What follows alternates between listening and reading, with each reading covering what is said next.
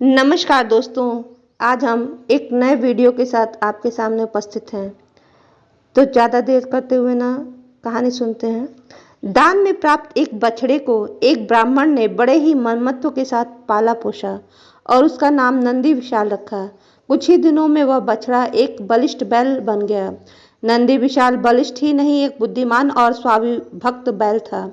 उसने एक दिन ब्राह्मण के प्रति कृतज्ञता ज्ञापित करते हुए कहा, हे ब्राह्मण, आपने वर्षों मेरा पालन पोषण किया है। आपने तन मन और धन से मेरा उपकार किया है। मैं आपका ऋणी हूँ।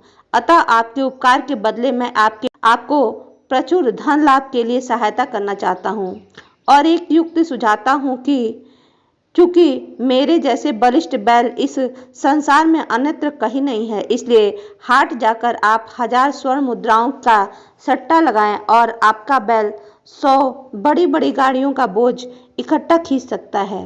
ब्राह्मण को यह युक्ति पसंद आई और बड़े साहूकारों के साथ उसने बाजी लगा ली।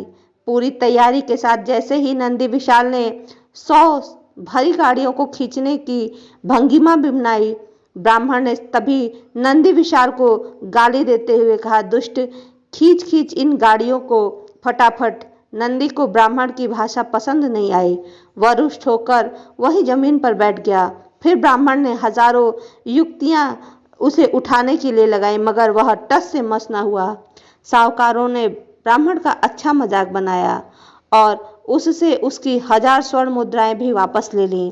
दुख और अपमान से प्रताड़ित और हारा हुआ जुआरी अपने घर पर पड़ी एक खाट पर लेटकर विलाप करने लगा। तब नंदी विशाल को उस ब्राह्मण के ऊपर दया आई।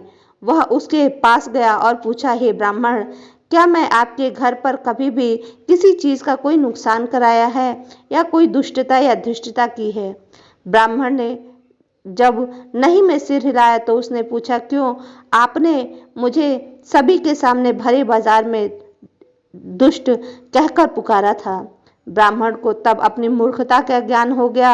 उसने बैल से क्षमा मांगी।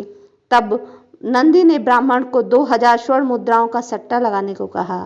दूसरे दिन ब्राह्मण ने फिर एक बार भीड़ जुटाई और 2000 स्वर्ण मुद्राओं के दाव के साथ नंदी विशाल को बोझ से लदे 100 गाड़ियों को खींचने का आग्रह किया।